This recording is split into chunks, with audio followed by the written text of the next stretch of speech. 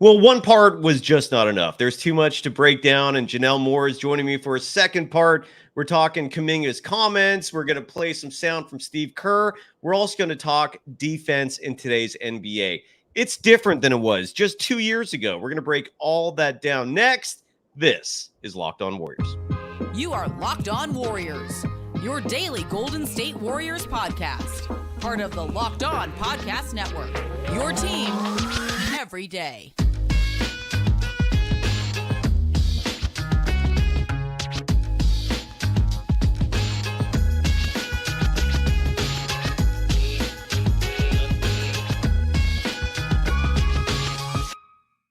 Thank you for making Locked On Warriors your first listen every day. We're free and available wherever you get podcasts and on YouTube. We're part of the Locked On Podcast Network, your team every day. Today's episode is brought to you by PrizePicks, the easiest and most exciting way to play daily fantasy sports. Go to prizepicks.com/LockedOnNBA and use the code all lowercase LockedOnNBA for a first deposit match up to $100. You can follow Jannelle Moore on Twitter at Jannelle12, 2 N's, 2 L's. You can follow her as well on Threads and Instagram at Writer Diva. I absolutely love the handle. Jannelle, your work is featured in ESPN's Andscape, the Mercury News.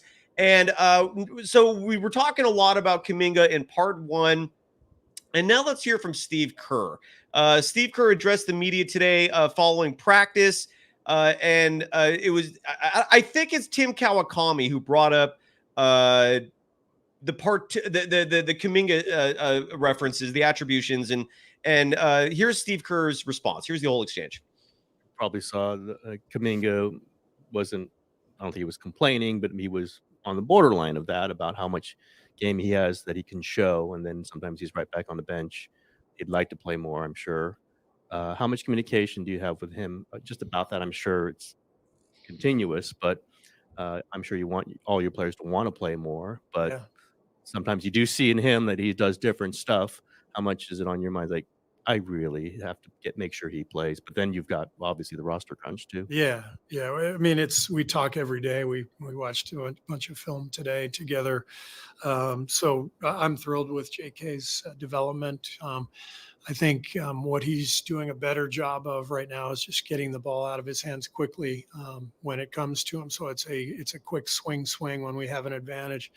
I've seen him get 5 or 6 assists over the last 3 games where he's caught it and immediately swung it to Steph or Clay for an open shot. And those plays early in the season he wasn't seeing. He was catching and holding, and our offense was getting stopped.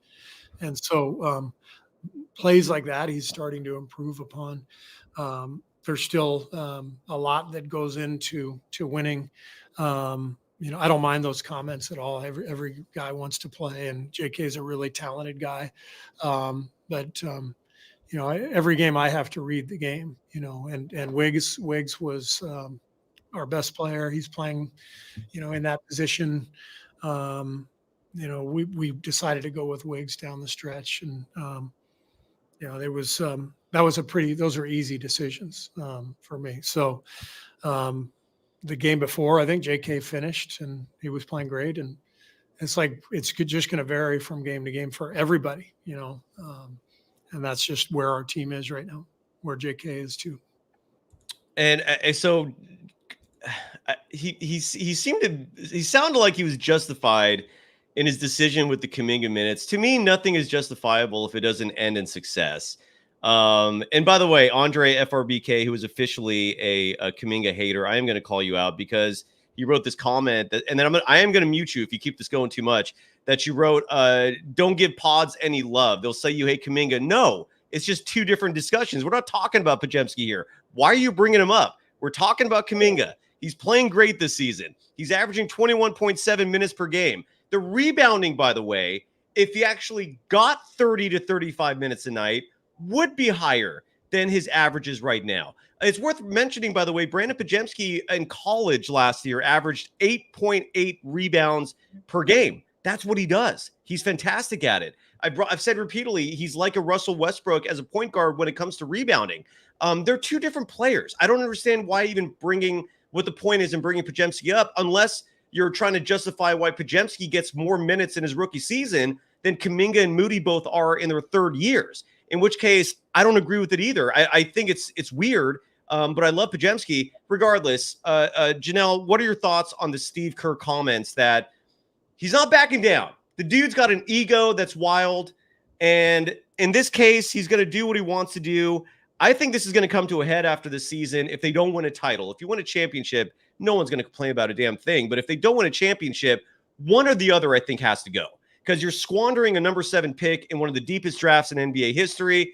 You have a track record that over the last 5 years is not impressive, save for the one championship that, oh, by the way, you said repeatedly you weren't even expecting a championship that year. So I don't even like to give Kerr that much credit for that 1 year where they won the championship. That was a Stephen Curry heroic effort and a fantastic supporting cast saving the day for him.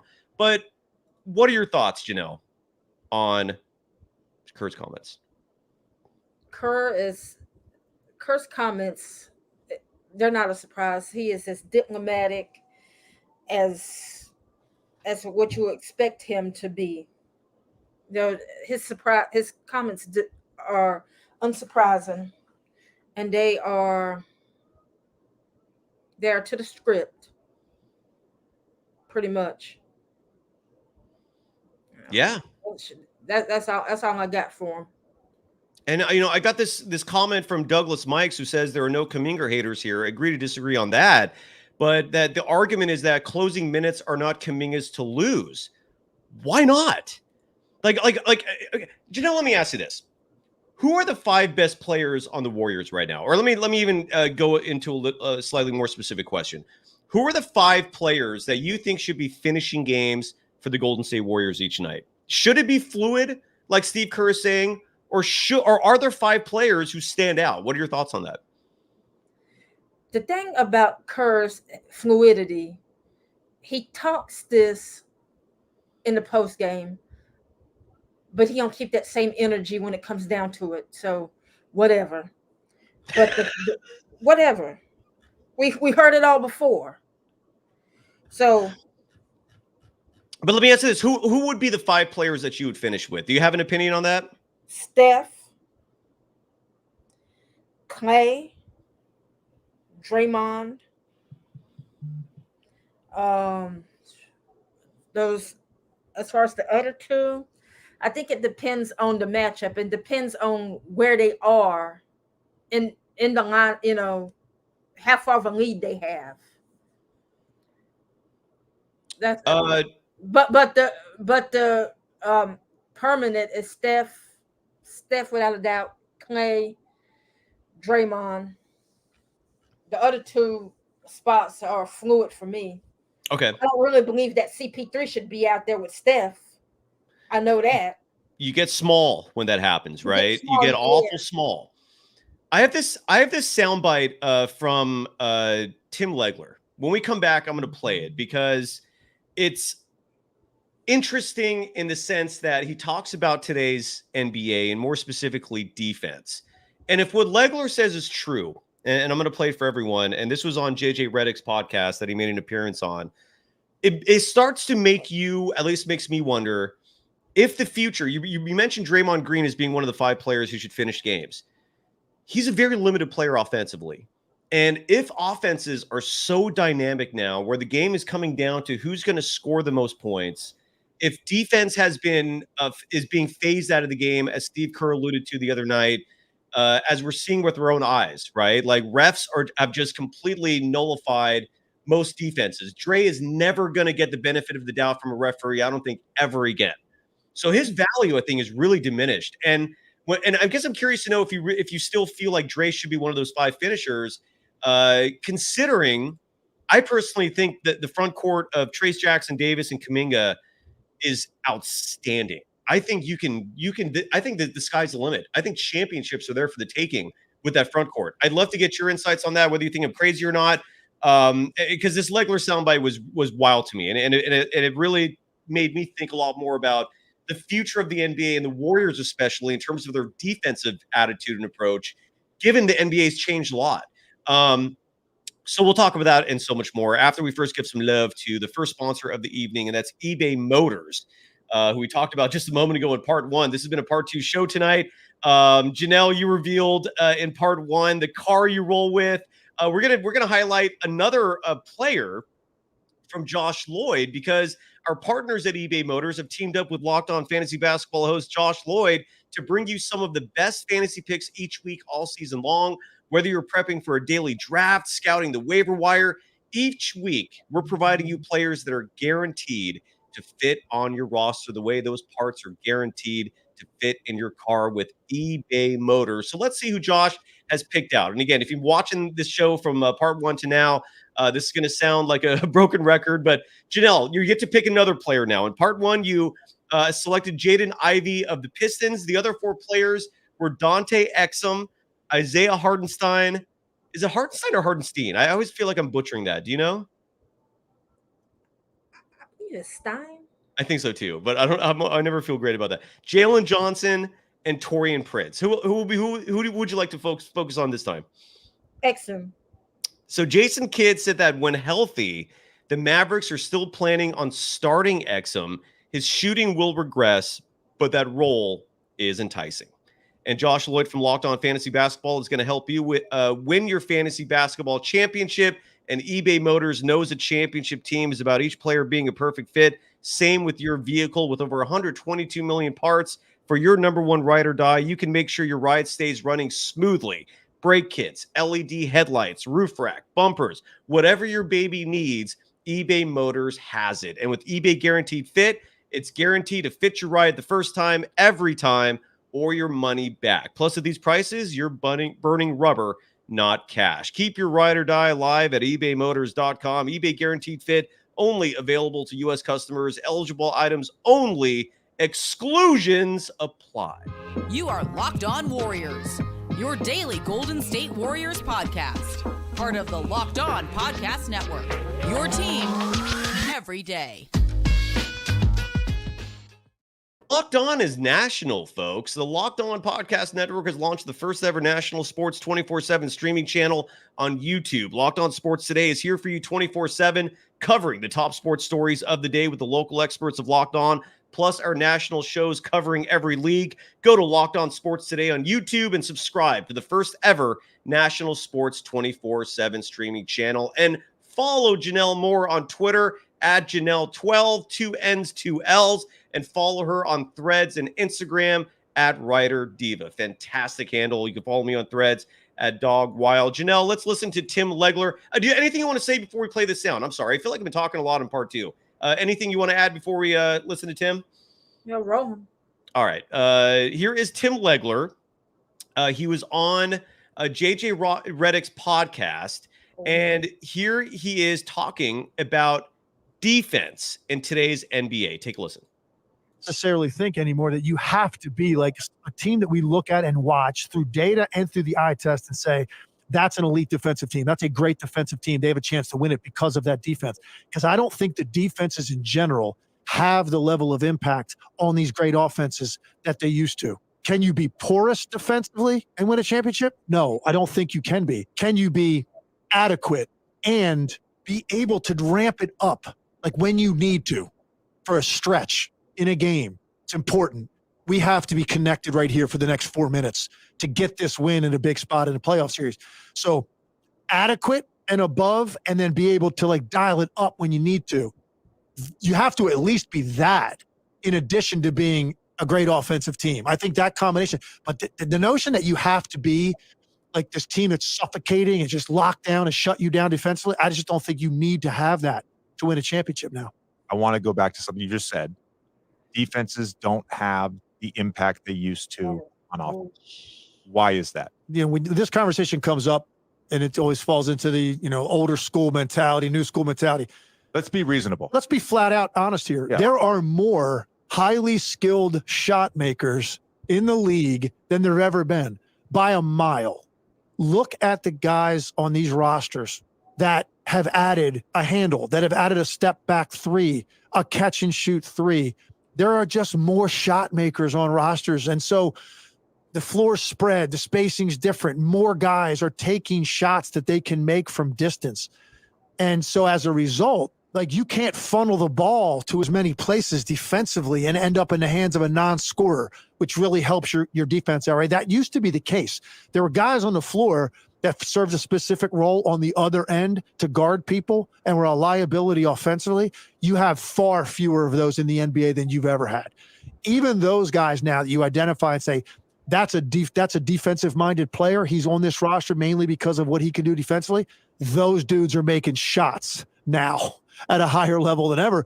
So defensively, you can't really game plan to try to force the ball in certain places. You're going to be okay because there's too many guys on the court that have too much skill as shot makers. For me, that would be the first reason I would list as to why defenses have less of an impact now. Your thoughts, Jannelle? He's right in a way, but in other ways, I think it's BS. Okay, how so? I say it's BS because the rules now are geared towards the offense. Mm-hmm. And it's been like, we've been getting to this point. It started all in 2023, where Stern saw how the European leagues do it. Heavy offense and, hand checking started to go away. All of these defensive rules is now catered to the offense. Why do you think that we have scores in the 150s, 140? Even, you're scoring 120 and you lose. But with that said, yes, they are skilled. They are some skilled players out there, skilled and with size. He's right about that. But let's be real. What is defense in the modern NBA? We don't know what it is anymore. You know what I'm saying? Because all of these rules. So, and a huge reason why I played that, I agree with you. And 100%. not to mention people grifting and scamming and twerking for fouls. Which is annoying. Which is annoying, but it's an annoying skill. I mean, Draymond, if you believe what he says, and I actually do, he hit Nurkic in the head because he was trying to sell a foul. Steve Kerr, you saw him mouthing during the game on Christmas that Jokic was flopping out there, right? And there was no calls. Mm-hmm. That's what the game has come to in a large regard. Is trying to fool referees into giving you free throws. They're talented scammers out there. Yes. And so and that leads to the reason why that clip particularly interested me is because there was a time not too long ago where Draymond could get away with what he's doing. Because I maintain Draymond Green is one of the top 3 all-time defensive players. He's one of the only individuals who can guard all 5 positions and excellently at that. It's not like a certain player, maybe he can't guard as well as another. He can guard a 1 as well as he can guard a 5. He's that damn good. But in the current world and time frame that we're in, referees aren't giving him the benefit of the doubt. And he doesn't bring a lot to the table offensively, at least as a shooter. So my question to you, Jannelle, is does Draymond still have as much of a role with this Warriors team, given how much the game has changed, given the points the Warriors are going to need, given the fact that referees are going to blow that damn whistle on them, I feel like every time? Is there still a place for Draymond Green with this Warriors team? It still is, and okay. it is because of his playmaking, his chemistry with Steph. That's what's really keeping him out there. And at least he's trying to make an effort to score. At least that's about the least he could do. True. But mainly it's because of his spacing and his chemistry with Steph. That's what's really keeping him out there. Without that, then he could be kind of expendable. How much does it frustrate you? You can't even touch Jokic and Embiid. You can't cough on them. You can't fart on them without the refs blowing the whistle. Absolutely. Well, that's why I was going to lead to my next question. How frustrating is it to you? Because it pisses me off to no end that Stephen Curry, in my humble opinion, has never gotten the MVP treatment from officials. Nowhere near the treatment you see players like Jokic, LeBron. You never see it. I never see it. To me, it's Steph is getting hacked out there on a regular basis. You know, at one end of the floor, you'll see the refs blow the whistle on a ticky-tack call. Then the exact same play happens on the other side of the court. Steph is getting hammered, no whistle. Does it frustrate you as much as it does members of Dub Nation? Because it's blatant, in my humble opinion. What are your thoughts on that? I agree. I agree. Steph has scars upon scars, Wolverine type scars. I mean, he does.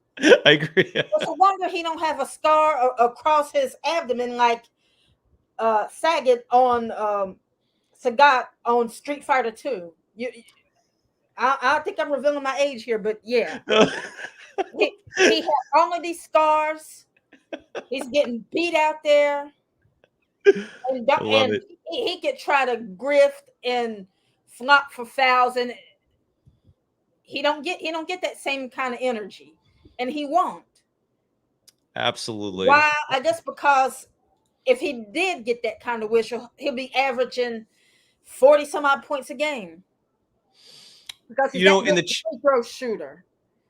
In the chat, real fast here before we get too far away from this subject, Douglas Mikes writes, Podziemski's getting a ridiculous amount of minutes, and I do agree with that. I mean, look, he's earned it. I don't think there's anything that's I don't know if anyone's out there saying he's getting too many, right? Like, he's earning his minutes. The dude hustles.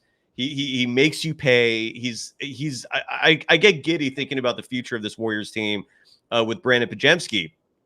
He's getting a run out there. And the question Douglas Mikes poses is, can Kaminga do anything to learn from what Podziemski's doing? By the way, just again, side note, I mentioned this before, I'll say it again. Podziemski and Kaminga are the same age. They're 4 months apart. So even though Podziemski's a rookie and this is Kaminga's third year, they're both the same age, okay? And that is important. That is relevant in these discussions. But Jannelle, what's your answer to that? Is there anything Kaminga can do, or do you think Steve Kerr just has a bias against players who aren't point guards? What Kaminga could do, again, and this is something that he can do that's within his control and to appeal to Kerr's own beliefs.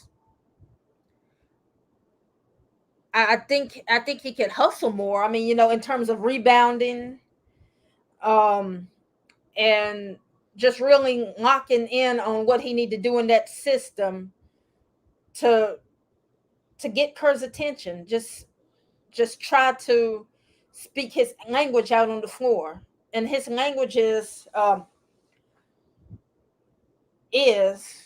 defense, and defense is rebounding, and just being mindful offensively as far as that system goes.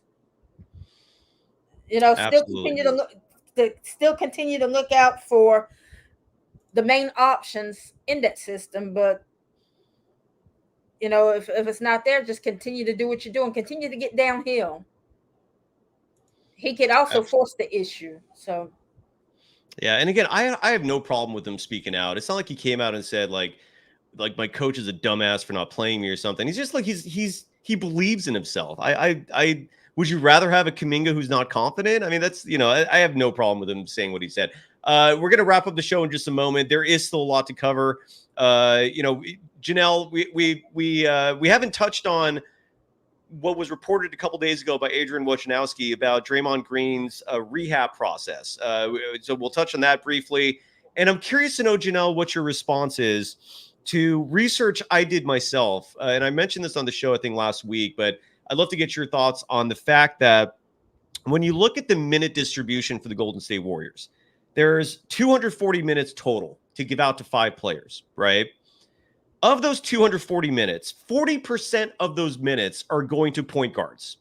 Okay. I know basketball is positionless, but in theory, there's 5 positions out there, right? That anyone who grew up playing basketball, you follow this principle, which is there's a point guard, shooting guard, small forward, power forward, center. And the game's been simplified a lot now, right? Now you have point guards, you have wings, and you have bigs. I think that's the more the more modern way of looking at positions. But 40% of the minutes are going to point guards. Okay, these are the smallest players on your team. Yes, they're the best ball handlers, but as Legler just said, the game is big. Everyone can score. And I'm curious to know what your thoughts are on 40%, nearly half of all the minutes are going to just one position. When we come back, I'm going to get your answer, Jannelle. Got to give some love first to PrizePicks, a game that I absolutely love. Have you ever played PrizePicks? Are you familiar with PrizePicks, Jannelle? I've never played PrizePicks. So it's daily fantasy made easy.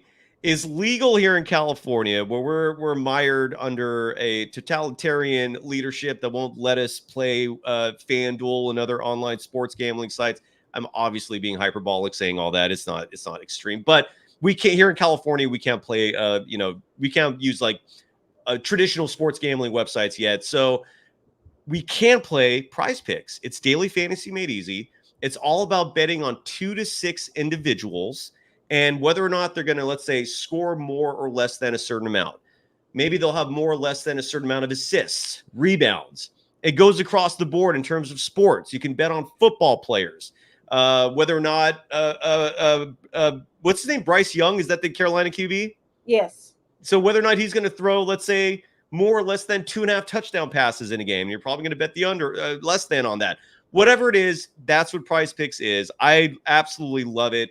It makes anything you watch that much more interesting, and it's fun. It's damn fun. And right now, if you go to prizepicks.com/LockedOnNBA and use the code LockedOnNBA, you can get a first deposit match up to $100. That means whatever you start with up to $100, they will match it. So you're actually playing with double what you put in. So go to prizepicks.com/LockedOnNBA and use the code LockedOnNBA for a first deposit match up to $100.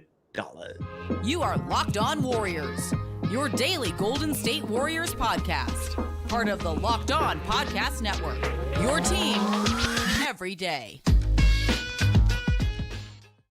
Fun final segment of Locked On Warriors for the everydayers. Again, we're back at this tomorrow night, post game of the Warriors and the Heat.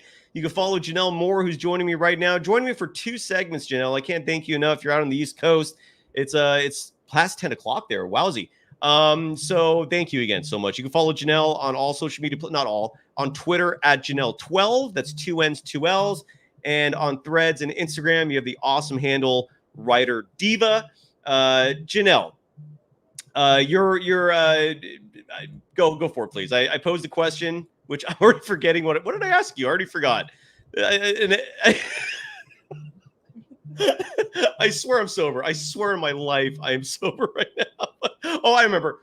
40% of the minutes being allocated are to point guards. Do you like that? And by point guards, I mean more specifically Stephen Curry, Chris Paul, Brandon Pajemski, Corey Joseph. Those 4 players are getting nearly half of all the minutes on the roster. That's Steve Kerr's 2023-2024 Golden State Warriors. What are your thoughts on that? I don't like it. Same. I don't like it. I mean, I get it in theory in terms of Chris Paul, steadying the second unit, being careful with the turnovers, but adding hit, he can't play with Steph, in stretches because of defense. But Pods has been, really solid. He has to play. Coach Joe should just sit his butt down somewhere. And I don't even know why he's out there. Well, whatever minutes Kojo had, have him for TJD, have him for Kaminga or Moody. We don't need 11 point guards out there. And I think Fangus Fu, I don't know how to pronounce that. I apologize, but actually has trade value. Yeah, lent probably. Here's why I agree with that to a small degree is because you could still lump Corey Joseph in a trade if you add a pick or two. Like you can actually be a little creative there and move him in that regard. That's the only reason why I bring that up. But yeah, you're right. He doesn't have a lot of value otherwise. Those Corey Joseph minutes drive me insane. Whenever Chris Paul isn't playing, it's like you don't need him. There is absolutely no need for Corey Joseph to be playing unless it's garbage time minutes. There's none. Is there any justifiable moment to you, Jannelle, in terms of Corey Joseph getting minutes? Justifiable minutes that Kojo has is when it's garbage time. That's it. And when Steph and them are getting a nice rest in the fourth quarter and not playing the fourth quarter. Yeah, absolutely. And a few people in the chat are mentioning that Brent. Oh, sorry, sir. Yeah, finish up. I'm sorry. Go ahead. A few people in the chat are saying that Brandon Podziemski is more of a shooting guard. That's fair, but again, in a league where the average height is 6'7", maybe that was last year. Maybe it's even 6'8" now. He's 6'4", and the Warriors are losing this points in the paint battle a lot. That tide has stemmed and actually turned recently because we're seeing Trayce Jackson-Davis getting some more minutes. Do you love it? How amazing is that kid, by the way, Jannelle?